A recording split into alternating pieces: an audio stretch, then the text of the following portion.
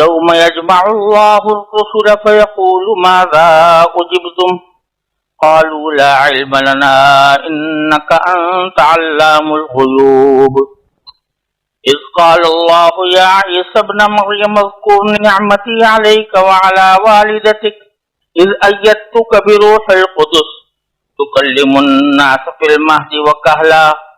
وإذ علمتك الكتاب والحكمة والتوراة والإنجيل وإذ تخلق من الطين كهيئة الطير بإذني فتنفخ فيها فتكون طيرا بإذني وتبرئ الأكمه والأبرص بإذني وإذ تخرج الموتى بإذني وإذ كففت بني إسرائيل عنك إذ جئتهم بالبينات فقال الذين كفروا منهم إن هذا إلا سحر مبين. یہ سورہ مائدہ کی 2 آیتیں ہیں، 109 اور 110. پیچھے اللہ تبارک و تعالیٰ نے مسلمانوں کو بہت سے احکام دیے تھے سورہ مائدہ کے اندر،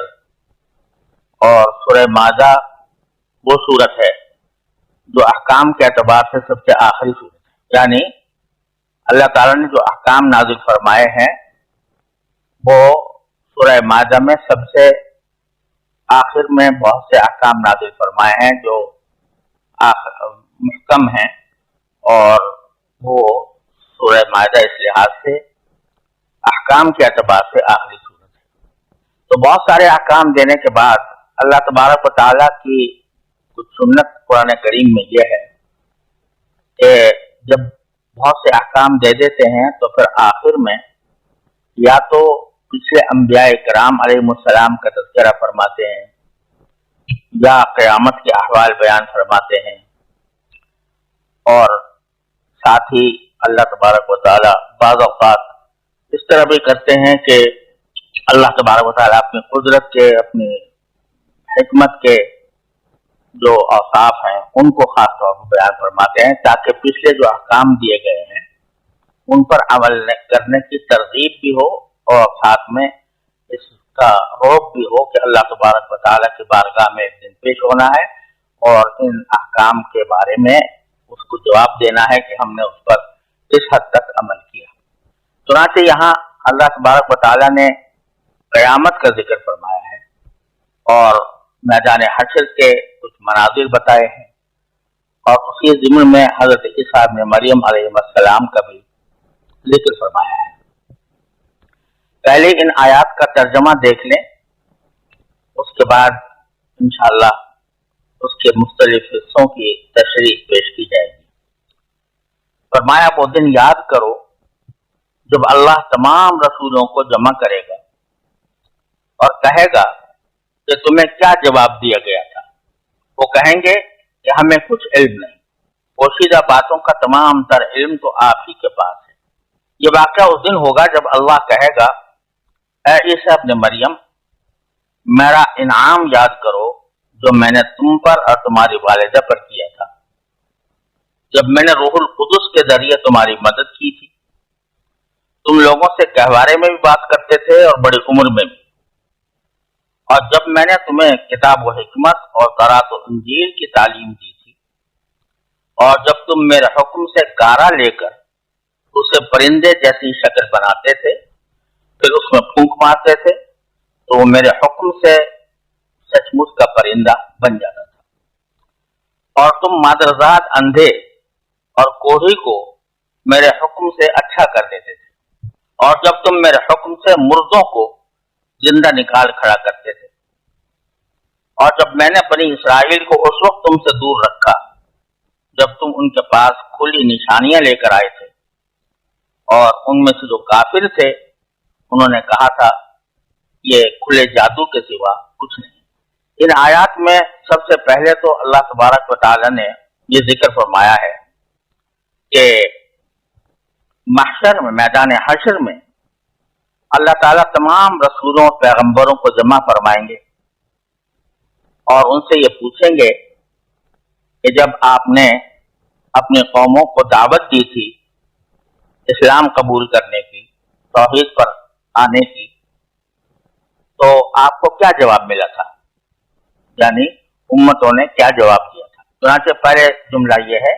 کہ وہ دن یاد کرو یوم یجمع اللہ الرسل، اس دن کو یاد کرو جب اللہ تمام رسولوں کو جمع کرے گا،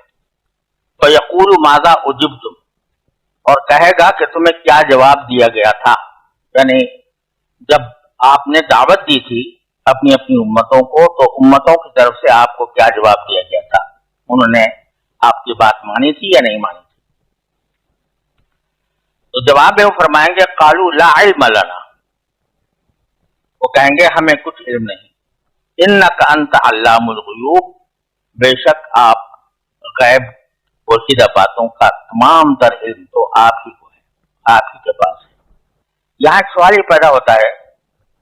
کہ انبیاء کرام نے یہ کیوں کہا کہ ہمیں علم نہیں ہے؟ اول تو جب انبیاء کرام نے دعوت دی تو ان کے سامنے بات واضح تھی کہ کس نے بات قبول کی کس نے انکار کیا، تو ان کو علم تھا، پھر یہ کیوں فرمایا کہ ہمیں علم نہیں، آپ ہی جانتے ہیں؟ اس کی وجہ ایک تو یہ ہے کہ انبیاء کرام علیہ السلام یہ فرمانا چاہ رہے ہیں کہ ظاہری طور پر تو چاہے ہمیں معلوم ہو کہ کس نے کیا جواب دیا، کس نے ہماری بات کو مانا، کون ہم پر ایمان لایا، لیکن ان کے دلوں میں کیا ہے اس بات کا علم تو صرف آپ کو ہے، کیونکہ ہر امت میں جس طرح مومن رہے ہیں اسی طرح کچھ کافر بھی رہے ہیں اور کچھ منافق بھی رہے ہیں۔ تو منافق وہ ہوتے ہیں کہ جو زبان سے تو کہہ دیتے ہیں کہ ہم اسلام لے آئے ہیں، ہم ایمان لے آئے ہیں، لیکن دلوں میں ان کے کفر ہوتا ہے۔ تو انبیاء کرام علیہ السلام کا یہاں پر ذکر فرمانا یہ ہے کہ ہمارا علم نہیں، یعنی ہمیں اندر کی بات کا علم نہیں، وہ صرف آپ جانتے ہیں۔ اللہ تبارک و تعالی، یعنی میں اس لیے یہ بات کہہ رہا ہوں کہ دوسرے مقامات پر اللہ تبارک و تعالی نے یہ ذکر فرمایا ہے کہ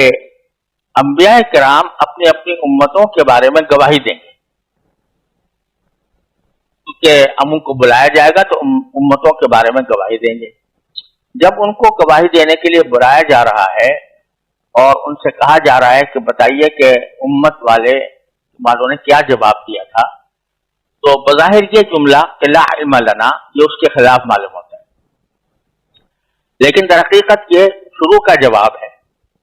جب اللہ تعالیٰ نے ان سے پوچھا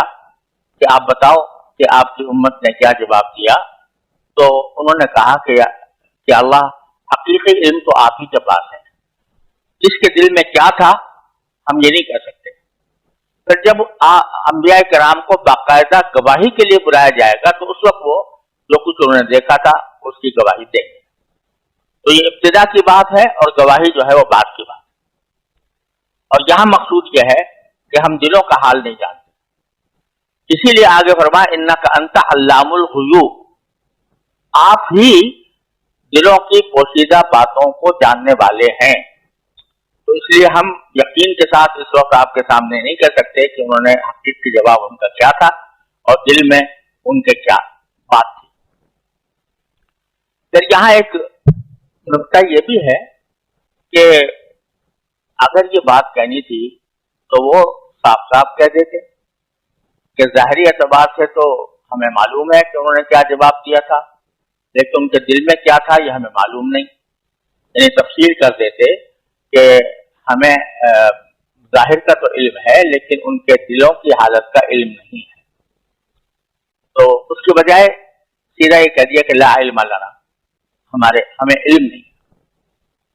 تو در حقیقت یہ انبیاء کرام کی اپنی امتوں پر شفقت کا نتیجہ ہے کہ بجائے اس کے کہ آپ یہ فرمائیں کہ ظاہری طور پر تو ایمان لے آئے تھے لیکن پوشیدہ باتوں کا ہمیں پتہ نہیں ہے، ہو سکتا ہے ان میں سے کوئی ایسے ہوں جو منافق ہوں، تو ایک طرح سے اپنی امت کے لوگوں میں کچھ منافقین کے وجود کا ایک طرح سے برملا اظہار ہوتا ہے۔ تو وہ برملا اظہار انبیاء کرام نے اپنی امت کے لیے پسند نہیں فرمایا، بلکہ ایک عمومی بات فرما دی کہ لا علم لنا، ہمیں علم نہیں ہے، انک انت علام الغیوب۔ لیکن جب گواہی کے لیے بلایا گیا تو پھر جو ظاہری بات تھی हकीकी बात थी, जो आंखों से देखी हुई बात थी, क्योंकि गवाही का मदार इस पर होता है कि इंसान ने अपनी आंखों से जो कुछ देखा वो बता दे, लेकिन दिलों के हाल का गवाही से कोई ताल्लुक नहीं होता। इस वास्ते वहां पर अल्लाह तबारक व तआला ने जब गवाही मांगी तो गवाही दी, तो जाहिर की गवाही। फिर अल्लाह तबारक व तआला उस महशर के उस मंजर को, जो कि उसकी जो हौलनाक कैफियत है, उसको बयान करते हुए ये फरमा रहे हैं कि उस वक्त जबकि अंबिया किराम भी लरज रहे होंगे, और इस वास्ते सिर्फ इतना ही कहता है कि ला इल्म लना। तो उसी वक्त में जब ईसा इब्न मरियम अलैहिस्सलाम जो उस वक्त महशर में होंगे, तो अल्लाह ताला उनसे खास तौर पर कलाम करेंगे, उनसे खास तौर पर पूछेंगे। ये पूछेंगे कि इज़ क़ाल अल्लाहु या ईसा इब्न मरियम, जब अल्लाह ताला हज़रत ईसा से खिताब करते हुए कहेंगे कि ऐ ईसा इब्न मरियम, उज़कुर निअमती अलैका व अला वालिदतिक, मेरी उन नेमतों को याद करो जो मैंने तुम पर नाजिल की और तुम्हारी वालिदा पर, यानी हज़रत मरियम पर नाजिल की। फिर उन नेमतों को एक एक करके अल्लाह ताला ने शुमार कर रहे हैं। तो यहाँ अल्लाह तबारक व तआला ने हज़रत ईसा अलैहिस्सलाम से खिताब खास तौर पर फरमाया मैदान हश्र में, ताकि उन नसारा के ऊपर एक हुज्जत कायम हो जाए कि जो हज़रत ईसा अलैहिस्सलाम को खुदा या खुदा का बेटा कहते हैं। तो वहां अल्लाह तबारक व तआला ने हज़रत ईसा अलैहिस्सलाम पर नाजिल फरमाई हुई नेमतों का जिक्र फरमाते हुए फरमाया कि ये अय्यतुका बिरूहिल कुद्स, सबसे पहली नेमत तो यह है कि मैंने तुम्हारी मदद की रूहुल कुद्स से। रूहुल कुद्स दरहकीकत लक़ब है हज़रत जिब्रील अलैहिस्सलाम का, और अल्लाह तबारक व तआला ने हज़रत ईसा अलैहिस्सलाम की हिफाजत के लिए हज़रत जिब्रील अलैहिस्सलाम को मुकर्रर किया हुआ था, क्योंकि बनी इसराइल के लोग यानी यहूदी वो हज़रत ईसा अलैहिस्सलाम के दुश्मन थे। एक तरफ वो दुश्मन थे और दूसरी तरफ जो रूमी हुकूमत थी उसके लोग दुश्मन थे, तो दोनों तरफ से आपको दुश्मनी का सामना था। तो आपको ये खतरा लायक था कि इनमें से किसी की तरफ से भी आपको कोई नुकसान पहुंच जाए। तो अल्लाह तबारक व तआला ने हज़रत रूहुल कुद्स हज़रत जिब्रील अलैहिस्सलाम को मुकर्रर फरमा दिया था कि आप इनकी निगहदाश्त करें। और इसी निगहदाश्त के नतीजे में जब हज़रत ईसा अलैहिस्सलाम को फांसी का हुक्म हुआ, उसका सूली पर चढ़ाने का हुक्म हुआ, तो उस वक्त में अल्लाह ताला ने हज़रत जिब्रील अलैहिस्सलाम ही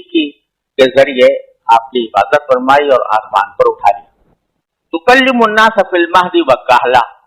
दूसरी नेमत ये बयान फरमाई कि आप लोगों से बात करते थे उस वक्त भी जब आप बचपन के गहवारे में थे, यानी बच्चा जिस गहवारे में होता है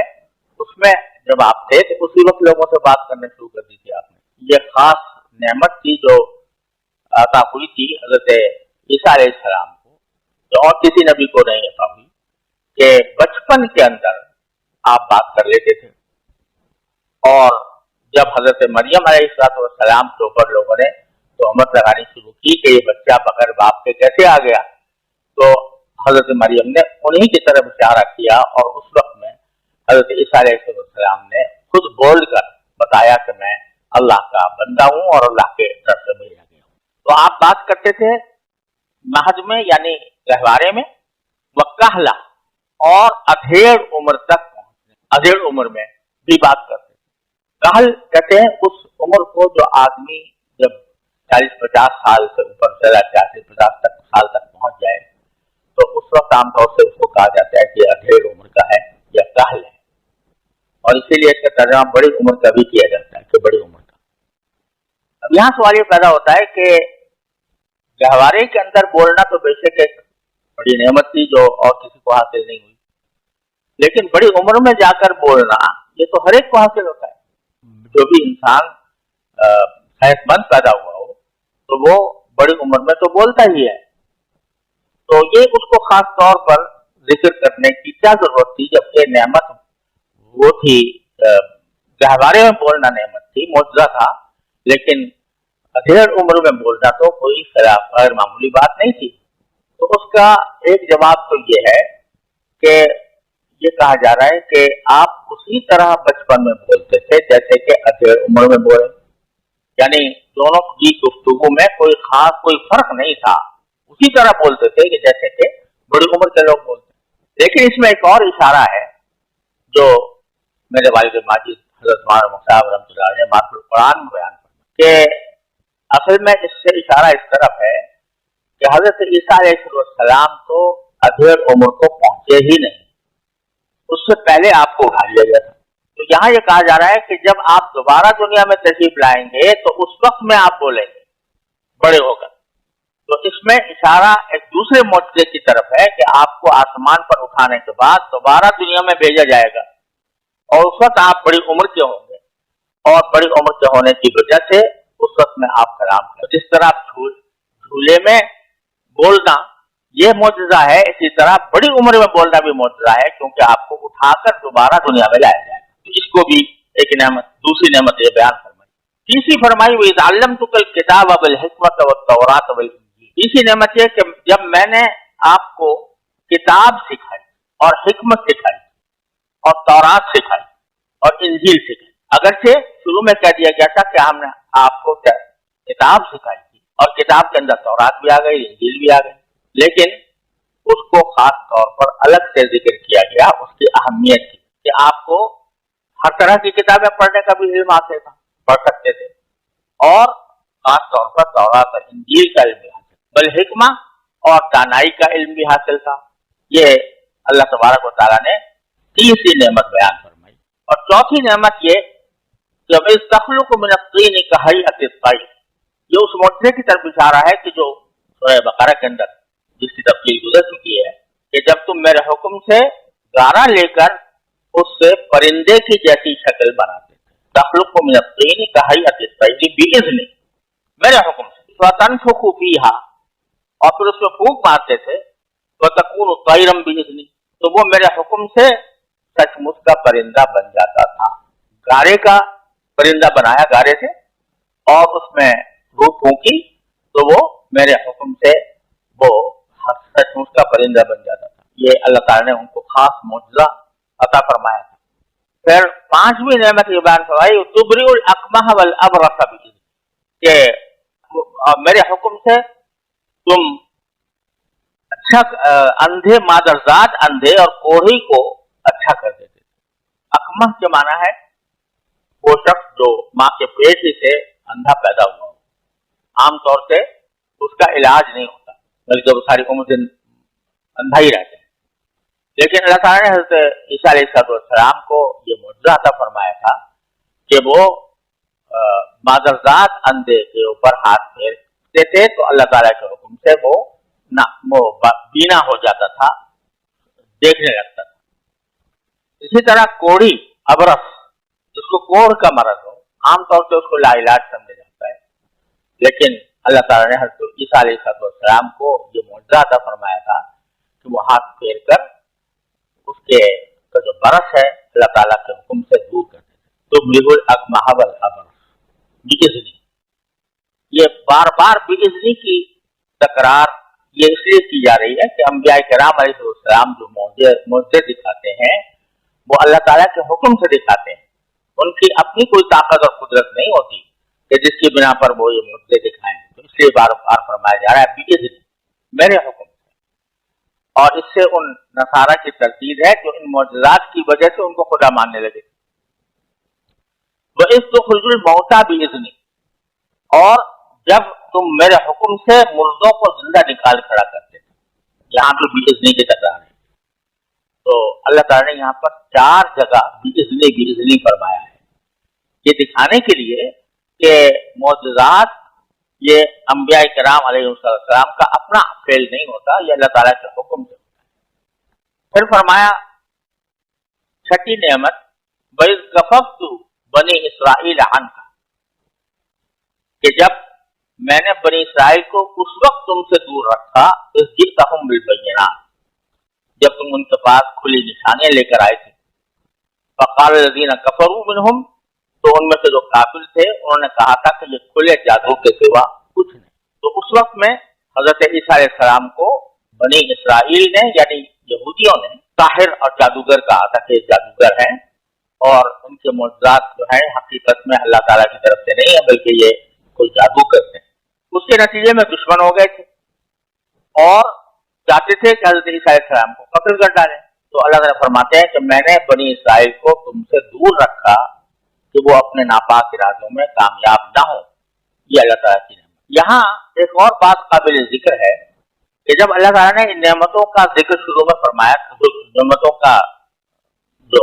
ذکر شروع میں فرمایا تھا کہ اس کو یاد کرو, تو وہاں فرمایا اذکر نعمتی علیک وعلی والدتک, کہ وہ نعمتیں یاد کرو جو میں نے تم پر کی تھی اور تمہارے والدہ پر کی تھی. حالانکہ آگے جتنی نعمتوں کا بیان ہے اس میں تقریباً سب ایسی ہیں جو حضرت عیسیٰ علیہ السلام سے متعلق ہیں, ان کی والدہ سے متعلق نہیں ہیں. جتنے باتیں بیان ہوئی ہیں کہ آپ پرندے کو گارے سے پرندہ بنا کر پھونک دیتے تھے اور وہ حقیقی پرندہ بن جاتا تھا, مادہ ذات اندھا درست ہو جاتا تھا, گھوڑی درست ہو جاتا تھا, مردوں کو آپ اللہ کے حکم سے زندہ کر دیتے تھے, اور بنی اسرائیل اور کو ہم نے دور رکھا, ملک قدس سے آپ کی تائید فرمائی. یہ ساری باتیں عیسیٰ علیہ السلام سے متعلق. تو یہ والدہ کا ذکر یہاں پر کس وجہ سے؟ اس میں سے ایک بات تو ایسی ہے, ایک نعمت تو ایسی ہے جس کے بارے میں براہ راست کہا جا سکتا ہے کہ مریم حضرت عیسیٰ علیہ السلام کی والدہ حضرت مریم پر وہ نعمت ہوئی. وہ کیا کہ تکلم الناس بالمہد, کہ تم جھولے کے اندر بھی اللہ لوگوں سے بات کرتے تھے. اس کے ذریعے حضرت مریم پر یہ نعمت ہوئی کہ جو لوگ حضرت مریم پر اتہام لگا رہے تھے, تہمت لگا رہے تھے, تو حضرت عیسیٰ علیہ السلام کے بچپن میں بولنے کی وجہ سے ان کے منہ بند ہو اور حضرت مریم علیہ السلام کی پاک بازی صاف ثابت ہو. یہ نعمت تو بے شک ایسی ہے کہ جو حضرت عیسیٰ علیہ السلام پر بھی ہے اور حضرت مریم پر بھی. لیکن اور ساری نعمتیں جو ہیں بظاہر صرف حضرت عیسیٰ علیہ السلام پر ہوئی ہیں, لیکن اس سے یہ بات معلوم ہوئی کہ اگر کسی ماں کے بیٹے کو اللہ تعالیٰ نے کچھ نعمتیں عطا فرمائی ہوں تو وہ ماں کے لیے بہت بڑی نعمت ہے. تو اس کا بیٹا اس لائق ہوا, تو اس بیٹے کو اللہ تعالیٰ نے پسند فرمایا, اس کو اپنی نعمتوں سے نوازا. یہ جس طرح اس بیٹے کے لیے نعمت ہے اس کی ماں کے لیے بھی نعمت ہے, کیونکہ طبی طور پر ایک ماں کو اپنے بیٹے کی اچھائیاں یا اس کے اوپر نازل ہونے والی نعمتیں اس کو اچھی لگتی ہے, اس کو اس سے خوشی ہوتی ہے. لہذا یہ نعمتیں جس طرح حضرت عیسیٰ علیہ السلام پر تھی اسی طرح حضرت مریم پر بھی. اس سے یہ نتیجہ نکل رہا ہے کہ ماؤں کو یہ سمجھنا چاہیے کہ اگر ان کا بیٹا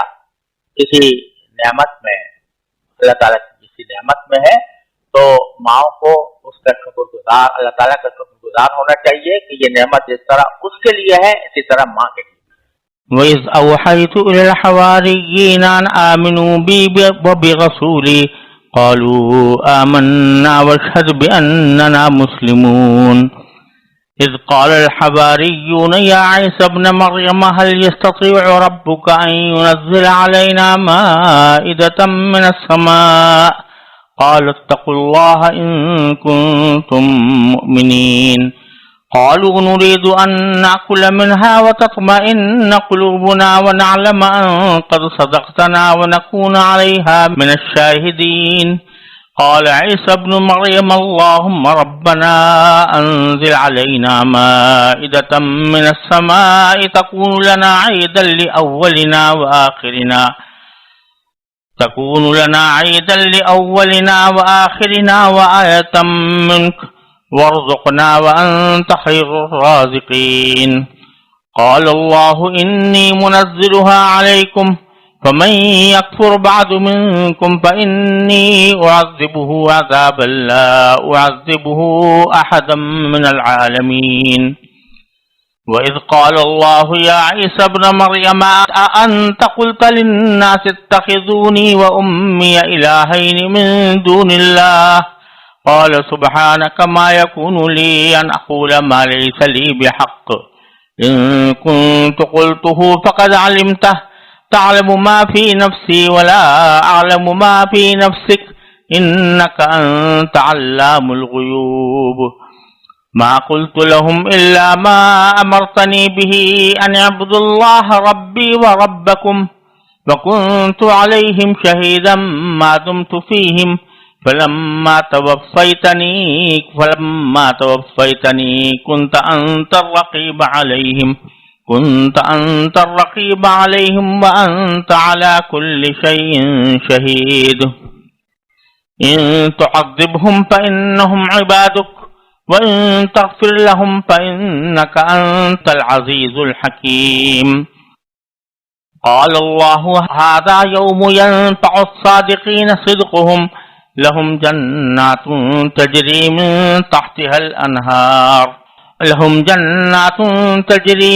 تحتها الأنهار خالدين فيها أبدا رضي الله عنهم ورضوا عنه ذلك الفوز العظيم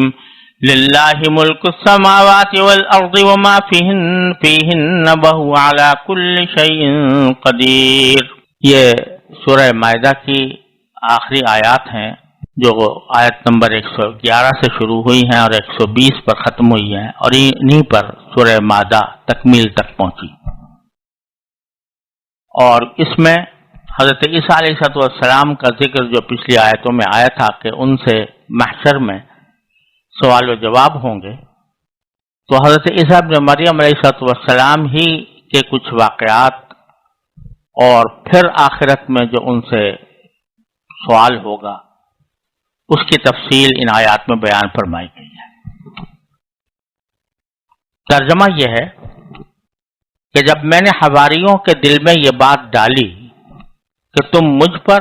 اور میرے رسول پر ایمان لاؤ، تو انہوں نے کہا ہم ایمان لے آئے اور آپ گواہ رہیے کہ ہم فرما بردار ہیں. اور اس وقت کا بھی ذکر سنو جب حواریوں نے کہا تھا کہ اے عیسی ابن مریم، کیا آپ کا پروردگار ایسا کر سکتا ہے کہ ہم پر آسمان سے کھانے کا خوان اتارے؟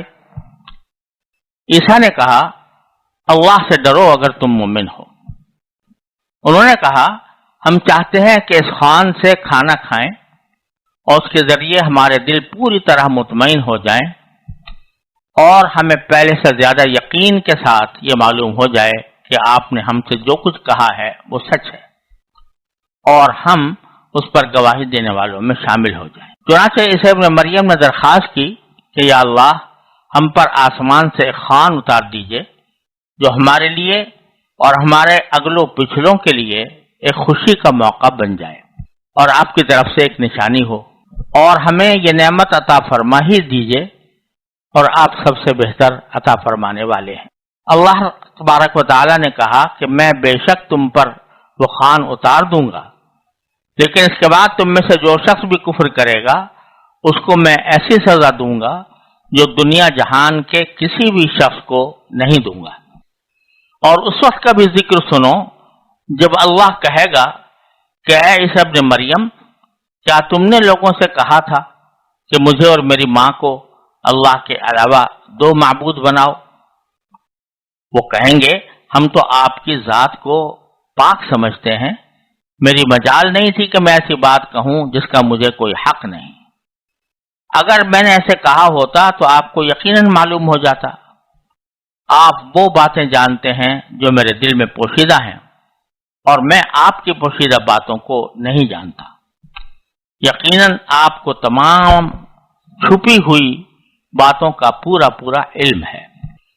میں نے ان لوگوں سے اس کے سوا کوئی اور بات نہیں کہی جس کا آپ نے مجھے حکم دیا تھا، اور وہ یہ کہ اللہ کی عبادت کرو جو میرا بھی پروردگار ہے اور تمہارا بھی پروردگار. اور جب تک میں ان کے درمیان موجود رہا میں ان کے حالات سے واقف رہا. پھر جب آپ نے مجھے اٹھا لیا تو آپ خود ان کے نگراں تھے اور آپ ہر چیز کے گواہ ہیں. اگر آپ ان کو سزا دیں تو یہ آپ کے بندے ہی ہیں، اور اگر آپ انہیں معاف فرما دیں تو یقیناً آپ کا اقتدار بھی کامل ہے، حکمت بھی کامل. اللہ کہے گا کہ یہ وہ دن ہے جس میں سچے لوگوں کو ان کا سچ فائدہ پہنچائے گا. ان کے لیے وہ باغات ہیں جن کے نیچے نہریں بہ رہی ہیں، جن میں یہ لوگ ہمیشہ ہمیشہ رہیں گے. اللہ ان سے خوش ہے اور یہ اس سے خوش ہیں. یہی بڑی زبردست کامیابی ہے۔ تمام آسمانوں اور زمین اور ان میں جو کچھ ہے اس سب کی بادشاہی اللہ ہی کے لیے ہے اور وہ ہر چیز پر پوری قدرت رکھتا ہے۔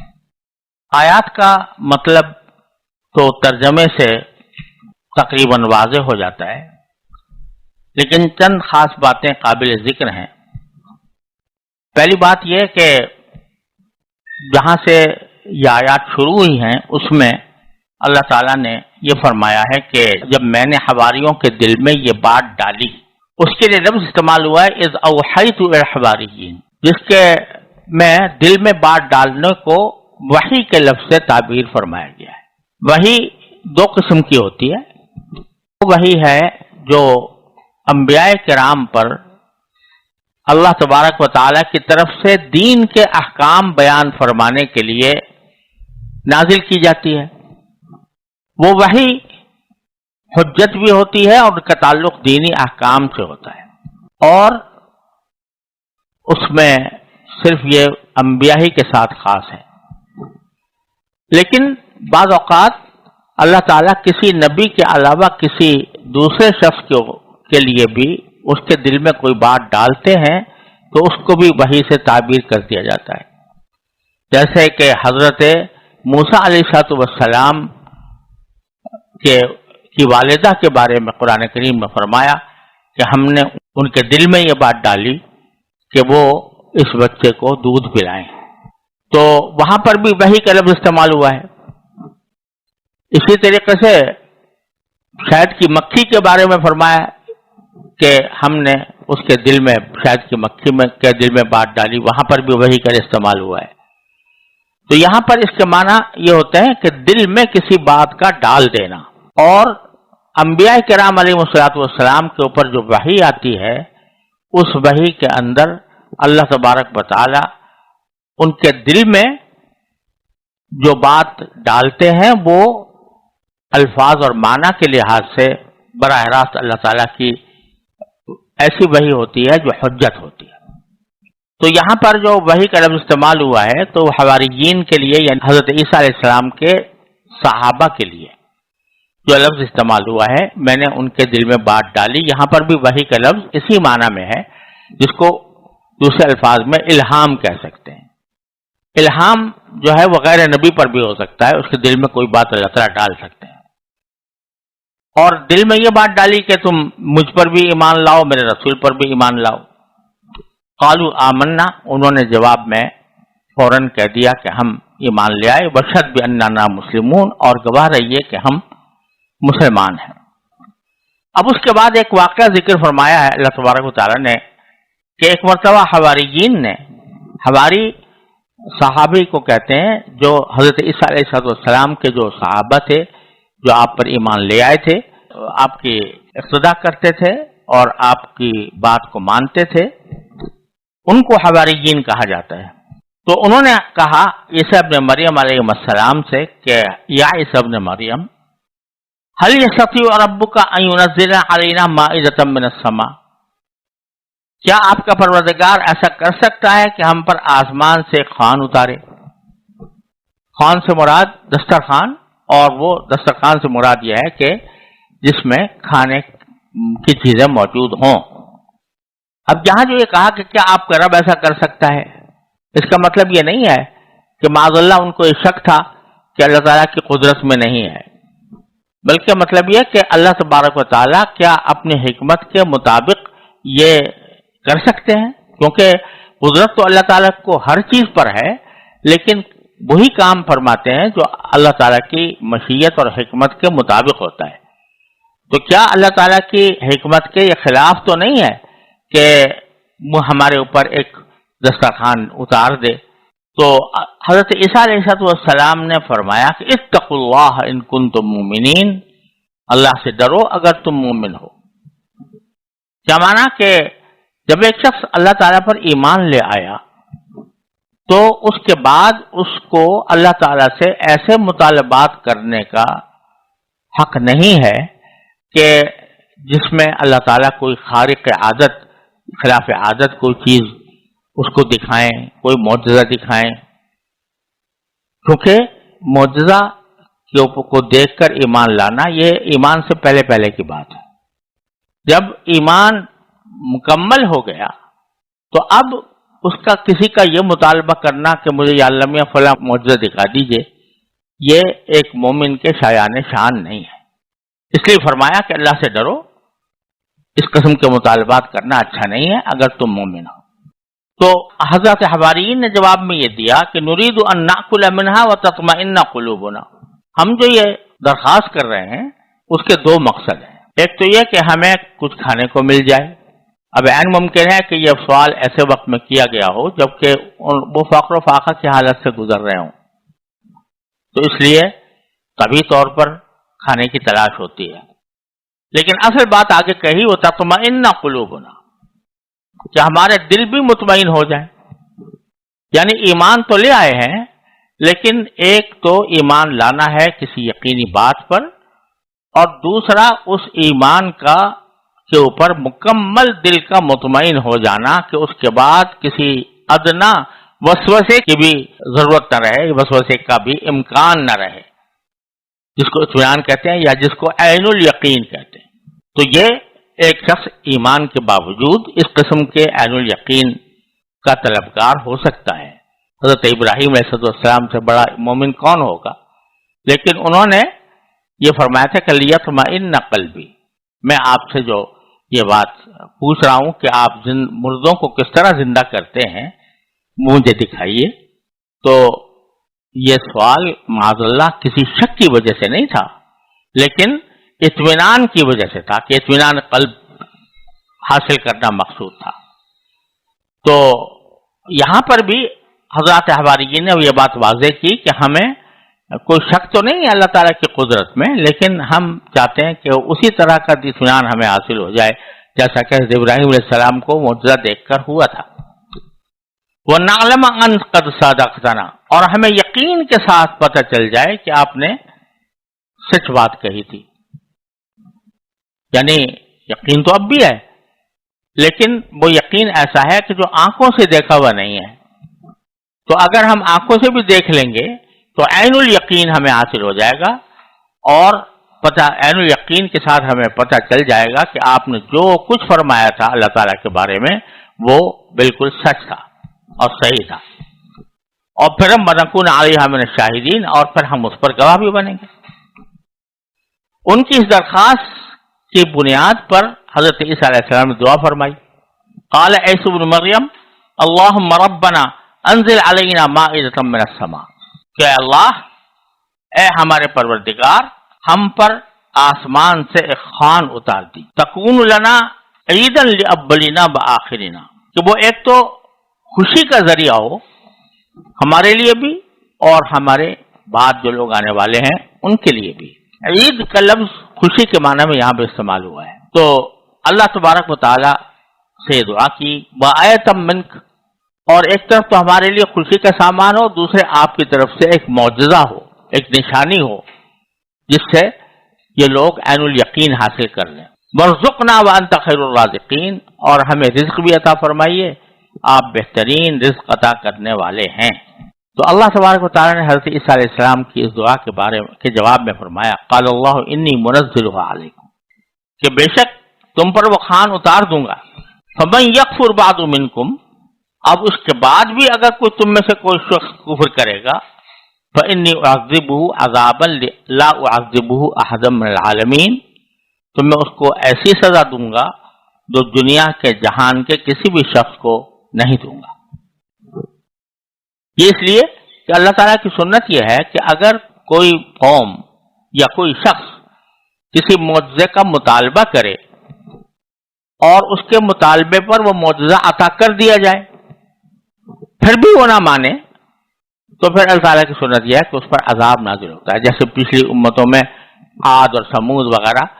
ان سب قوموں کا یہی معاملہ ہوا کہ انہوں نے منہ مانگے مطالبات پیش کیے، منہ مانگے معجزے مانگے، اور جب وہ دکھا دیے گئے تو وہ پیچھے ہٹ گئے اور کفر اختیار کر لیا، تو ان کو ہلاک کیا گیا۔ تو یہ آپ نے وعید، اللہ تعالیٰ نے وعید بتا دی کہ دیکھو یہ میں دکھا تو دوں گا، اس کے بعد بھی اگر کسی نے کفر کیا تو میں اس کو سخت سزا دوں گا۔ اب یہاں قرآن کریم میں بظاہر یہ مذکور نہیں ہے کہ یہ جو دعا کی گئی تھی آسمان سے خوان اتارنے کی، اس پر عمل ہوا یا نہیں۔ بعض حضرات کہتے ہیں جب حواریین نے اس سخت تنبیہ سنی کہ بھئی اس کے بعد اگر کوئی شخص کفر کا ارتکاب کرے گا یا ناشکری کرے گا تو میں اس کا سخت عذاب دوں گا، تو وہ اپنے مطالبے سے دستبردار ہو گئے تھے۔ لیکن زیادہ تر مفسرین کا کہنا یہ ہے کہ یہ خوان اتارا گیا تھا، یہ کھانا فراہم کیا گیا تھا آسمان سے اللہ تبارک و تعالیٰ کی طرف سے، اور اس میں یہ بھی بعض روایات سے معلوم ہوتا ہے، اور یہ روایت جامع ترمذی میں ہے، حضرت عمار ابن یاسر رضی اللہ تعالیٰ عنہ سے منقول ہے کہ یہ مائدہ آسمان سے نازل ہوا، اس میں روٹی اور گوشت تھا، اور اس حدیث میں یہ بھی ہے کہ ان لوگوں نے میں سے بعض نے خیانت کی اور اگلے دن کے لیے اٹھا کر رکھا، اس کے نتیجے میں ان کے اوپر مسخ کیا گیا، ان کو مسخ کیا گیا، یعنی در حقیقت انہوں نے کہا تھا ناکلوا منہا، ہم اس دسترخوان سے کھائیں گے، یہ نہیں کہا تھا کہ اس کو آئندہ کے لیے اٹھا کر رکھیں گے۔ اس واسطے بعض روایتوں میں ہے کہ جن لوگوں نے خیانت کی تھی ان کو پھر عذاب کا سامنا کرنا پڑا۔ لیکن بہرحال یہ روایات ضرور ہیں، لیکن قرآن کریم نے کوئی بہت زیادہ صراحت کے ساتھ یہ بات ذکر نہیں کی، اور جو بات صراحت سے قرآن نے ذکر نہ کی ہو اس کے بارے میں کوئی یقین کے ساتھ کوئی مفروضہ قائم کرنا مناسب نہیں ہے۔ اب اس کے بعد اللہ تعالیٰ محشر کا منظر بیان فرماتے ہیں۔ ایک تو سوال جواب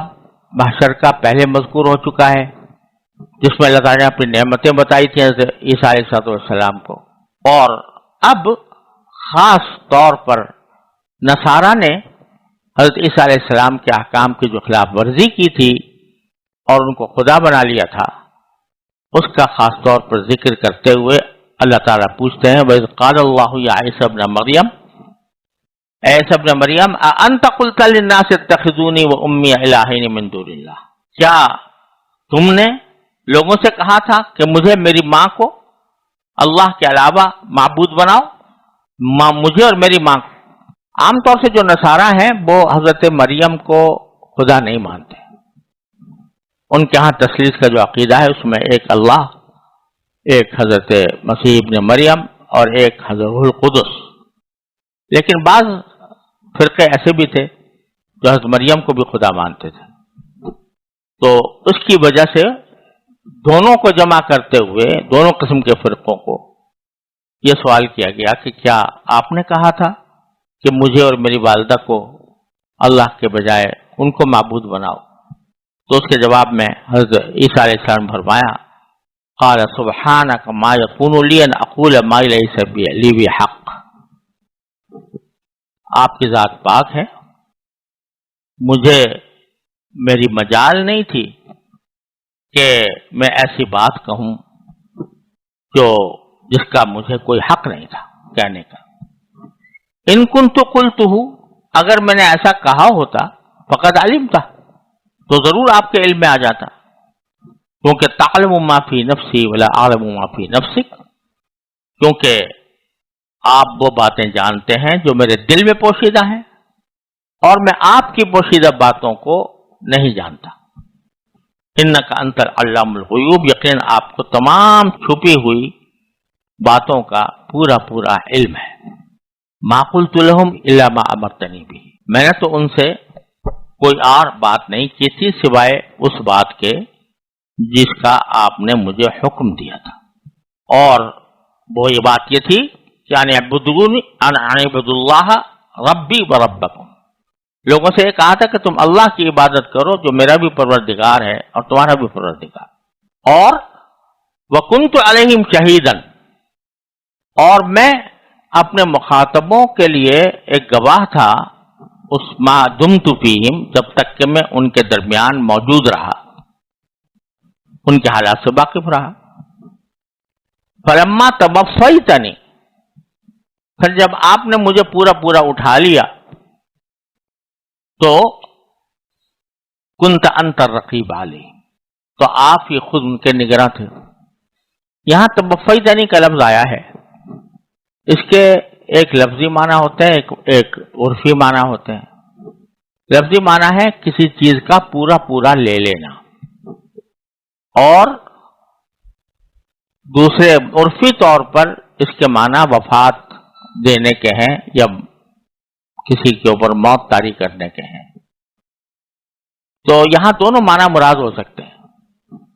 ایک معنی تو یعنی پورا پورا لے لینا، اس سے مراد ہوگا آسمان پر اٹھا لینا،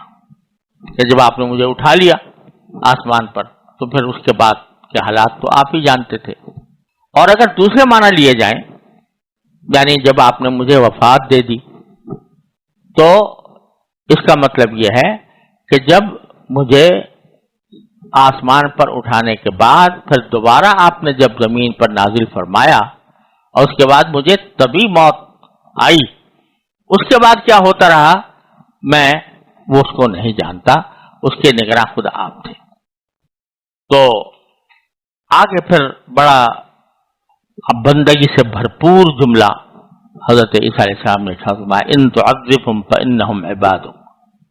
اگر آپ ان کو عذاب دیں تو آخر وہ آپ ہی کے بندے ہیں۔ اس جملے کی رقت اور اس جملے کی فصاحت اور اس کے اندر جو تاثیر پنہا ہے اس کو الفاظ میں بیان کرنا مشکل ہے، کہ اگر آپ ان کو عذاب دیں تو وہ آپ ہی کے بندے ہیں، یعنی آپ کو کوئی اس کام سے نہ روک سکتا ہے نہ اس پر کوئی اعتراض کر سکتا ہے، کیونکہ آپ پروردگار ہیں، مالک الملک ہیں، خود مختار ہیں، اور آپ کو کسی کی رضامندی حاصل کرنے کی ضرورت نہیں ہے، آپ کے بندے ہیں، آپ جو چاہیں ان کے بارے میں فیصلہ فرمائیں۔ یعنی یہاں پر ایک طرف یہ نہیں فرمایا کہ اگر آپ کو عذاب دینے ہوں تو عذاب دے دیں، پیغمبر عذاب دینے کا اپنی امت کو لفظ استعمال نہیں کرنا چاہتا، لیکن یہ کہتا ہے کہ آپ کی قدرت میں سب کچھ داخل ہے، وہ آپ کے بندے ہیں، آپ ان کے ساتھ جو معاملہ کریں گے وہ ہمارے لیے قابل قبول ہوگا۔ لیکن وَإِن تَغْفِرْ لَهُمْ، اگر آپ ان کو معافی کر دیں، فَإِنَّكَ أَنْتَ الْعَزِيزُ الْحَكِيمُ، تو بے شک آپ کا اقتدار بھی کامل ہے، حکمت بھی کامل، کیونکہ اقتدار کامل ہے اس واسطے ہر چیز آپ کی قدرت میں ہے، چاہے تو عذاب دیں چاہے تو معاف کر دیں، لیکن آپ کی حکمت بھی کامل ہے، لہذا یقیناً آپ کا جو بھی فیصلہ ہوگا وہ یقیناً حکمت اور مبنی ہوگا، تو ہمیں اس کے اوپر کوئی اعتراض نہیں۔ یہ آیت ایسی مؤثر اور رقت آمیز ہے کہ حدیث میں آتا ہے کہ رسول کریم صلی اللہ علیہ وسلم ایک رات تہجد کی نماز میں مسلسل یہی آیت تلاوت فرماتے رہے، ان تعذبهم فانهم عبادک وان تغفر لهم فانك انت العزیز الحکیم، یہی روایت یہی الفاظ آپ بار بار دہراتے رہے۔ تو حضرت رسول کریم صلی اللہ علیہ وسلم کے صحابی میں حضرت ابو ذر رضی اللہ تعالیٰ عنہ ہیں، وہ فرماتے ہیں جب صبح ہوئی تو میں نے عرض کیا کہ یا رسول اللہ آپ ساری رات یہی آیت پڑھتے رہے یہاں تک کہ صبح ہو گئی، تو فرمایا کہ میں نے اپنے پروردگار سے اپنے واسطے شفاعت کی درخواست کی، یعنی حضرت عیسیٰ علیہ السلام نے کوئی شفاعت کا لفظ استعمال نہیں کیا تھا، یہ کہا تھا آپ ہی پر میں چھوڑتا ہوں، تفویض کرتا ہوں، آپ جو چاہیں کریں، ان بندوں کو عذاب دیں تو عذاب دے دیں، معاف کرنا چاہیں تو معاف کر دیں۔ تو میں نے اللہ تعالیٰ سے شفاعت کی درخواست کی تو مجھے اللہ تعالیٰ نے وہ عطا فرمائی اور اجازت دی مجھے کہ ہر اس شخص کے لیے میں شفاعت کر سکتا ہوں جس نے اللہ کے ساتھ کسی کو شریک نہ ٹھہرایا ہو۔ اور ایک دوسری روایت میں جو صحیح مسلم میں آئی ہے، یہ آیا ہے کہ رسول کریم صلی اللہ علیہ وسلم نے یہ آیت پڑھ کر آسمان کی طرف ہاتھ اٹھائے اور فرمایا اللہم امتی، اے اللہ میری امت کی طرف نظر رحمت فرما، اور یہ کہہ کر آپ رونے لگے۔ اس پر اللہ تبارک و تعالیٰ نے حضرت جبریل امین کے ذریعے آپ سے رونے کی وجہ دریافت فرمائی، تو حضرت جبریل نے حضرت رسول کریم صلی اللہ علیہ وسلم نے اپنے اس قول کو بتایا کہ کہ میں اپنی امت کے لیے شفاعت طلب کرتا ہوں، تو پھر اللہ تعالیٰ نے جبریل علیہ السلام سے فرمایا کہ پھر جاؤ اور حضرت محمد صلی اللہ علیہ وسلم سے کہہ دو کہ ہم ان قریب تمہاری امت کے بارے میں تم کو راضی کر دیں گے اور تمہیں ناخوش نہیں کریں گے۔ تو یہ رسول کریم صلی اللہ علیہ وسلم کی شفاعت کا مرتبہ اللہ تعالیٰ نے اس آیت کے بار بار تلاوت کرنے کے نتیجے میں اللہ نبی کریم صلی اللہ علیہ وسلم کو عطا فرمایا۔ حضرت عیسیٰ علیہ السلام نے جب یہ بات فرما دی کہ اگر آپ عذاب دیں گے تو یہ آپ کے بندے ہیں آخر، اور اگر معاف کر دیں گے تو آپ بڑے قادر مطلق ہیں اور بڑے حکمت والے ہیں، یعنی معاف کرنے میں آپ کا اقتدار بھی ظاہر ہوگا، آپ کی حکمت بھی ظاہر ہوگی۔ یہاں بظاہر موقع تھا کہ فَإِنَّكَ أَنْتَ الْغَفُورُ الرَّحِيمُ، کہ پھر تو آپ بہت بخشنے والے ہیں، بہت رحم کرنے والے ہیں۔ لیکن حضرت عیسیٰ علیہ السلام نے یہاں پر یہ فرمایا کہ آپ بہت قدرت والے ہیں، یعنی آپ کی قدرت ایسی ہے کہ آپ جس کو چاہیں معاف کر دیں، لیکن آپ کی حکمت بھی ہے کہ اس حکمت کے تحت جو آپ کے حکمت کے مطابق ہوتا ہے اس کو معاف کرتے ہیں، اور جس کو جو حکمت کے مطابق نہیں ہوتا تو اس کو عذاب دیتے ہیں۔ اس لیے حضرت عیسیٰ علیہ السلام نے یہ جملہ ارشاد فرمایا۔ اب اللہ تعالیٰ فرماتے ہیں قال اللہ ھذا یوم ینفع الصادقین صدقہم، اللہ تعالیٰ فرمائیں گے کہ یہ وہ دن ہے جس میں سچے لوگوں کو ان کا سچ فائدہ پہنچائے گا، یعنی وہاں پر کسی کا جھوٹ نہیں چلے گا، جو سچی بات ہے، سیدھی بات ہے، جو وہ بات کہیں گے تو ان کی سچائی ان کو فائدہ پہنچائے گی۔ جیسا کہ حضرت عیسیٰ علیہ السلام نے جو بات حقیقت اور سچ تھی وہ واضح فرما دی اور پھر معاملہ اللہ تعالیٰ کے حوالے کر دیا، تو ایسے لوگوں کو فائدہ پہنچائے گا ان کی سچائی۔ اور یہ خاص طور پر اس طرح فرما دیا کہ جو لوگ دنیا میں سے، وہاں تو ظاہر ہے کسی کو جھوٹ بولنے کا بظاہر امکان نہیں ہوگا، اور اگر کوئی بولے گا بھی تو فوراً جھوٹ اس کا کھل جائے گا، لیکن بظاہر یہاں پر صادقین سے مراد وہ ہیں کہ جو دنیا میں سچ بول، تو ان کو ان کی سچائی فائدہ پہنچائے گی۔ اور اگر کوئی شخص یہاں پر جھوٹ بولتا تھا، یا صدق کے جو شرعی معنی ہے، یعنی آدمی زبان کا بھی سچا ہو اور عمل کا بھی سچا ہو، تو ان کو ان کی سچائی فائدہ پہنچائے گی۔ اس فائدہ کیا ہوگا؟ لہم جنات تجری من تحتها الانہار، ان کے لیے وہ باغات ہیں جن کے نیچے نہریں بہ رہی ہیں، خالدین فیہا ابدا، جن میں یہ لوگ ہمیشہ ہمیشہ رہیں گے۔ اگرچہ خالدین فیہا کے معنی بھی ہمیشہ رہنے کے ہیں، لیکن ابدا کے ذریعے اس کی تاکید کر دی کہ بعض اوقات خلود کا لفظ زیادہ دیر ٹھہرنے کے لیے بھی استعمال ہو جاتا ہے، تو یہاں واضح کر دیا کہ نہیں، یہ ہمیشہ ہمیشہ جس کی کوئی انتہا نہیں اس میں رہیں گے۔ اور سب سے بڑی بات یہ کہ رضی اللہ عنہم ورضوا عنہ، اس سے بڑی نعمت کوئی اور نہیں ہو سکتی کہ اللہ ان سے راضی ہو گیا اور وہ اللہ سے راضی ہو گیا۔ یہ صورتحال انسان کو صرف جنت ہی میں حاصل ہو سکتی ہے۔ دنیا کے اندر تکلیفیں بھی آتی ہیں، پریشانیاں بھی آتی ہیں، تو بعض اوقات انسان کے دل میں شیطان کوئی شکوہ ڈال دیتا ہے، لیکن وہاں پر جو نعمتیں ہیں گی اس میں تکلیف کا کوئی سوال نہیں، لہذا اللہ تعالیٰ بھی ان سے راضی اور وہ بھی اللہ تعالیٰ سے راضی کہ ان کے دل میں کوئی ادنا وسوسہ بھی کسی شکایت کا آ ہی نہیں سکتا، کیونکہ تکلیف کوئی نہیں۔ ذالک الفوز العظیم، اور یہ بہت بڑی کامیابی۔ اور پھر آخر میں بڑی زبردست آیت اللہ تعالیٰ نے فرمائی کہ للہ ملک السماوات والارض، آسمانوں میں اور زمین میں، آسمانوں کی اور زمین کی سلطنت اللہ ہی کی ہے، وما فیہن، اور زمین و آسمان میں جو کچھ بھی ہے اس کی ملکیت بھی، اس کی بادشاہی بھی اللہ ہی کے پاس ہے، وہو علی کل شیء قدیر، اور وہ ہر چیز پر قدرت رکھتا ہے۔ یہ جو آیت آخر میں لائی گئی ہے، یہ در حقیقت وہ جتنے بھی احکام اس سورہ مائدہ کے اندر بیان فرمائے گئے، جتنے عقائد بیان فرمائے گئے اور بار بار تقوی کی جو تاکید کی گئی، اس کو مستحضر کرنے کے لیے اب کہا جا رہا ہے کہ یہ بات ذہن میں رکھو کہ آسمان اور زمین اور جو کچھ آسمان اور زمین کے اندر ہے اس سب کی بادشاہی صرف اللہ کے پاس، اور وہ ہر چیز پر قدرت رکھتا ہے۔ لہذا ایسا نہ ہو کہ تم اللہ تعالیٰ کی مرضی کے خلاف کوئی کام کر گزرو اور جو احکام تمہیں بتائے جا رہے ہیں ان میں سے کسی کی خلاف ورزی کے مرتکب ہو۔ اعاذنا اللہ تعالیٰ من ذالک۔ اس پر سورہ مائدہ مکمل ہوئی، اور اللہ تبارک و تعالیٰ اپنے فضل و کرم سے ہمیں قرآن کریم کو صحیح سمجھنے اور اس پر عمل کرتے رہنے کی توفیق عطا فرمائے۔ وآخر دعوانا ان الحمد للہ رب العالمین۔